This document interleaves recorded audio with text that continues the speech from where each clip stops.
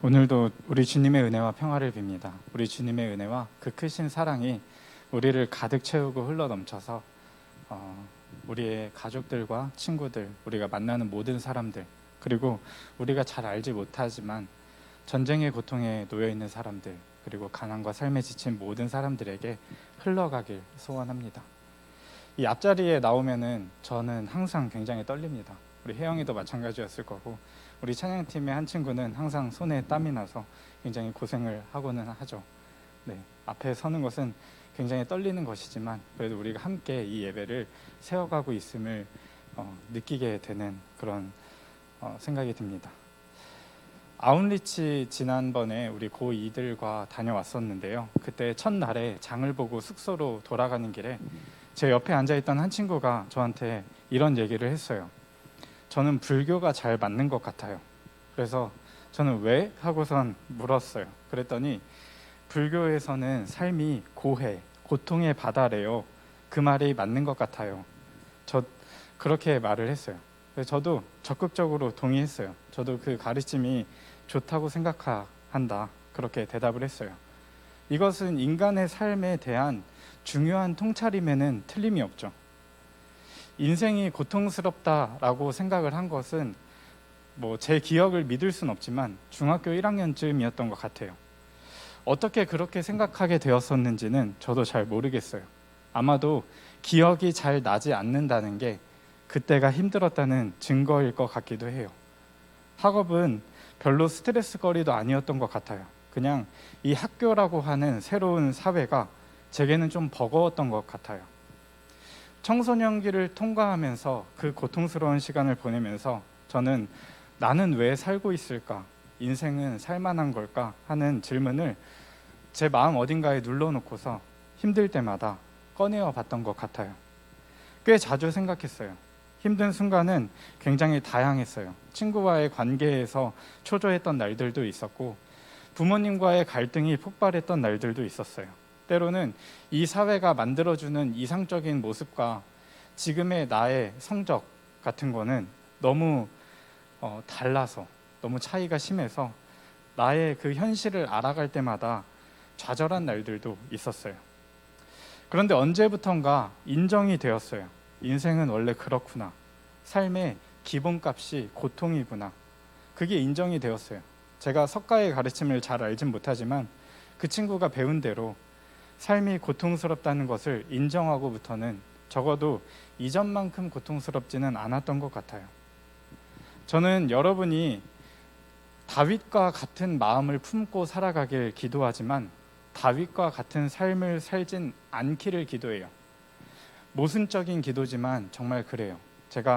저도 부모가 되고 부모의 마음을 갖게 되니까 아무리 삶의 기본값이 고통이라고 해도 내 자녀들이 고통스럽지 않았으면 좋겠다 하는 그런 마음을 품게 돼요.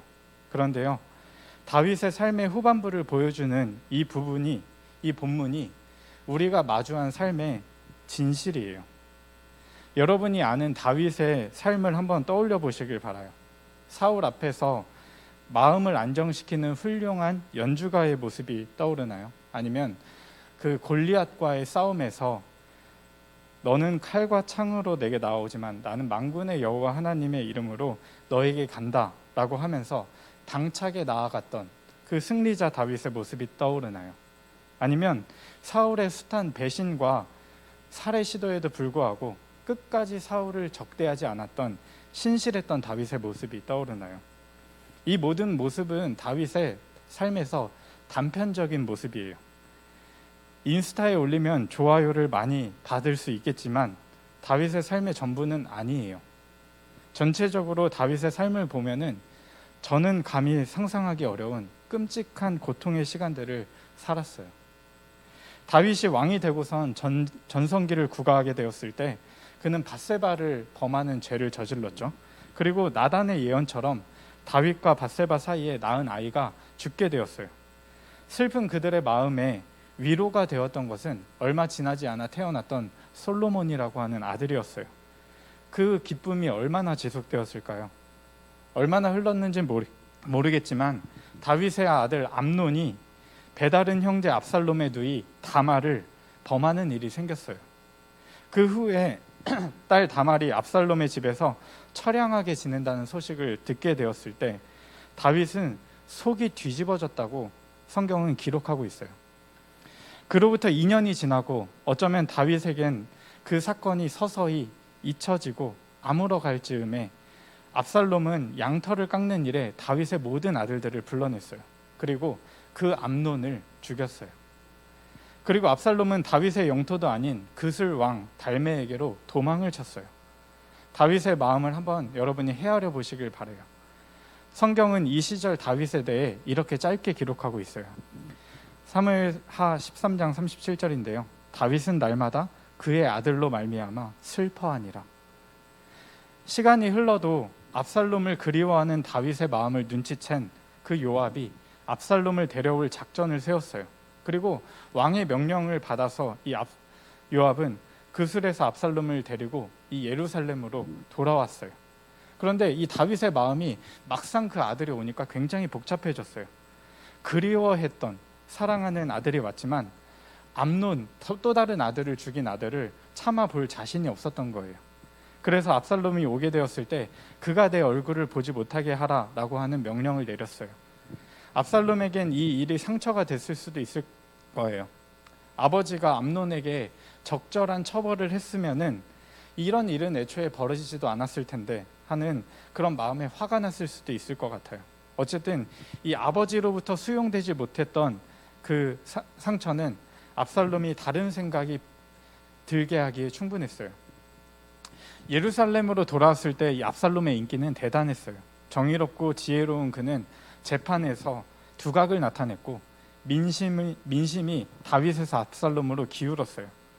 압살롬은 어느 날 다윗에게 하나님께 서원한 것이 있으니 이 예루살렘의 좀 밑에 있는 헤브론이라는 곳으로 가겠다고 했어요.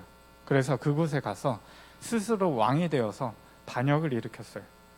많은 사람들의 지지를 받는 압살롬의 세력이 이방 나라와 전쟁에서도 그 예루살렘에 그냥 가만히 있었던 그 다윗을 떠나게 했어요.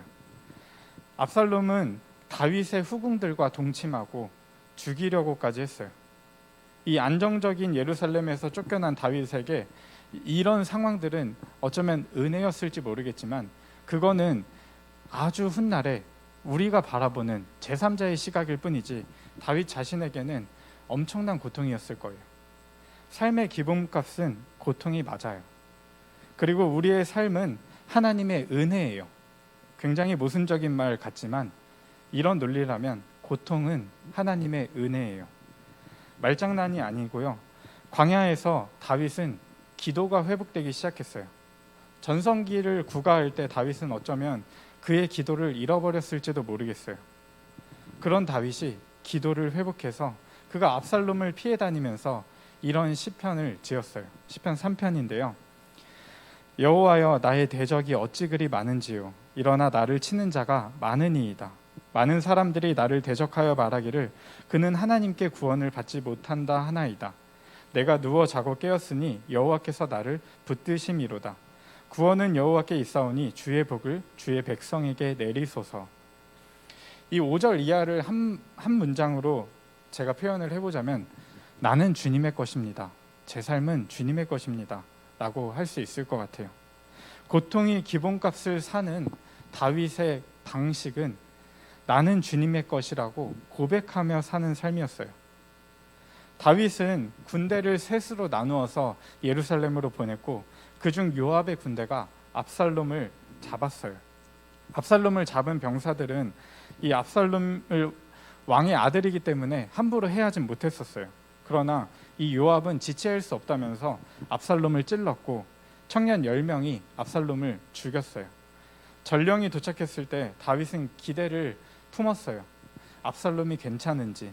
다른 이들은 이 사실에 대해서 말하지 못했지만 구스 사람이 내주 왕의 원수와 일어나서 왕을 대적하는 자들은 다 그 청년과 같이 되기를 원하나이다 라고 대답을 했어요.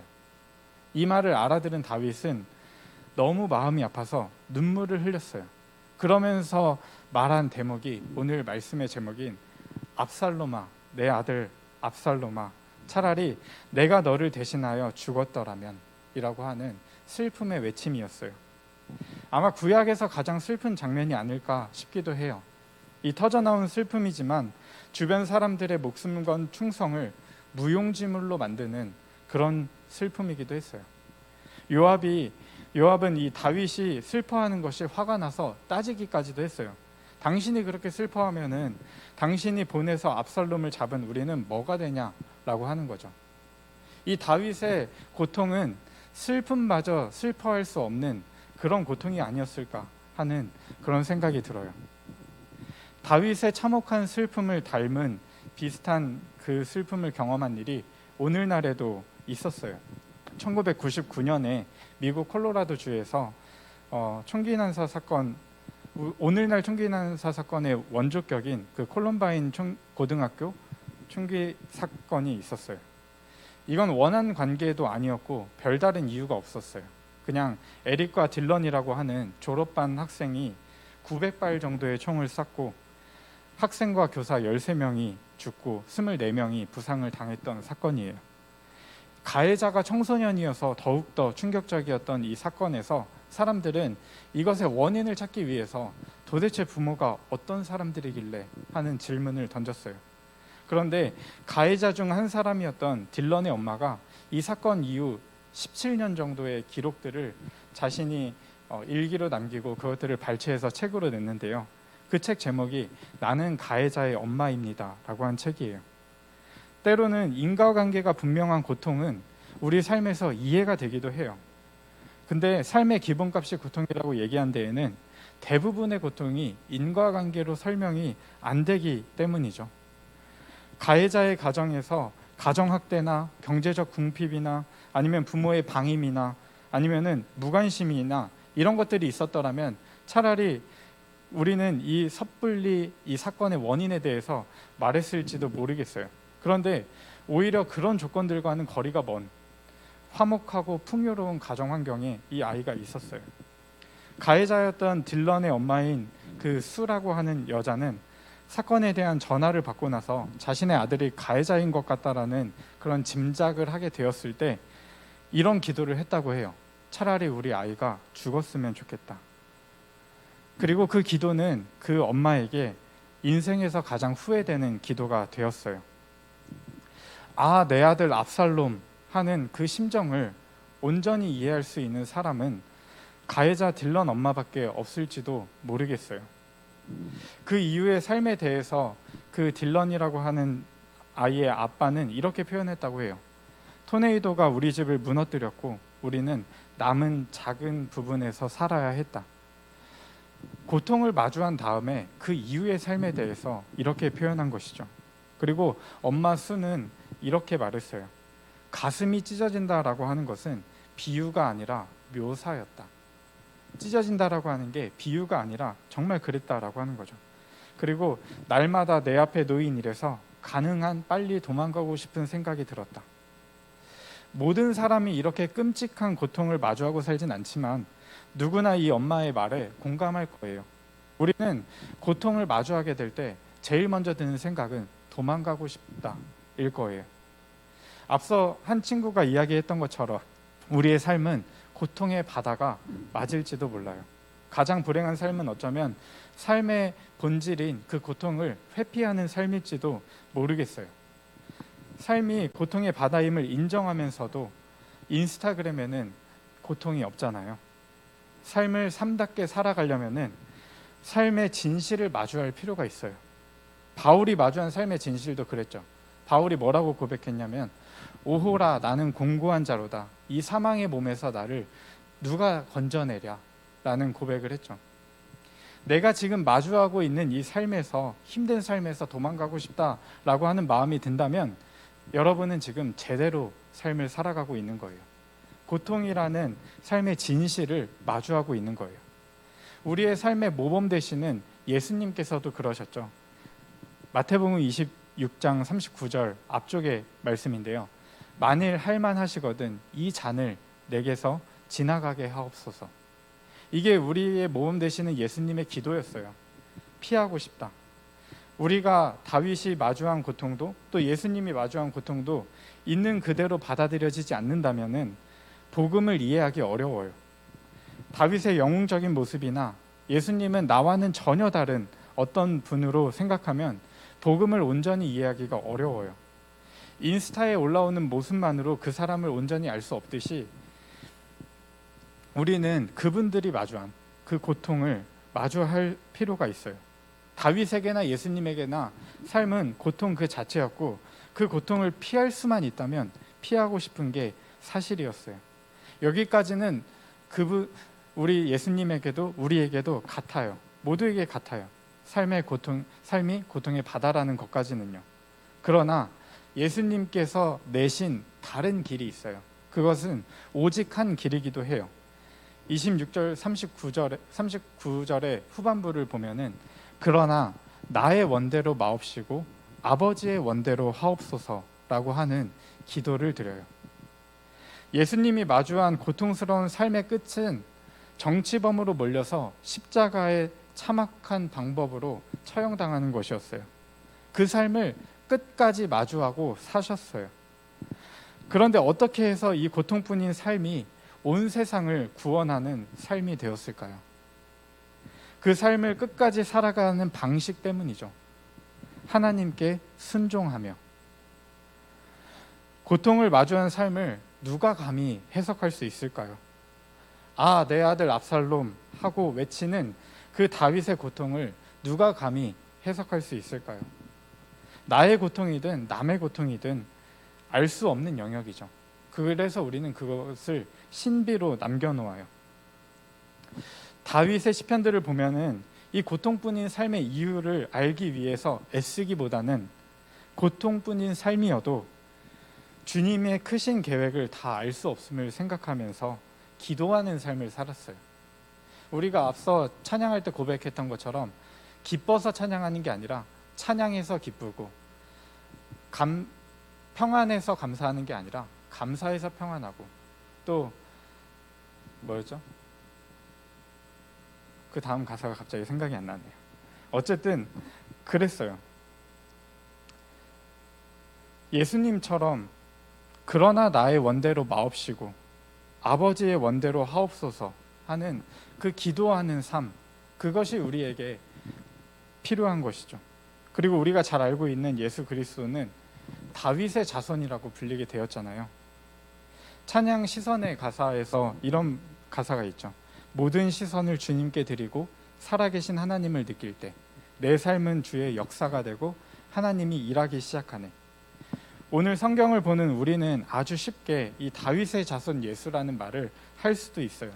한편 이 하나님의 구원의 역사에 다윗이 포함되기까지 다윗이 살았던 삶, 아, 내 아들 압살롬이라고 고통에 울부짖는 그 다윗의 삶에 대해서는 우리가 생각해 보기 어려워요. 그러나 다윗의 삶은 하나님의 구원의 역사에 퍼즐 한 조각이 되었어요. 때로 우리는 뭐라 해석하기 어려운 고통을 마주하게 될지도 몰라요. 그런 고통을 마주하고 나서는 감히 어떤 말도 그 누가 하기 어려워져요. 그러나 이 아직 다가오지 않은 추상적인 고통에 대해서 우리가 미리 한 번쯤 생각해 볼 수는 있을 거예요.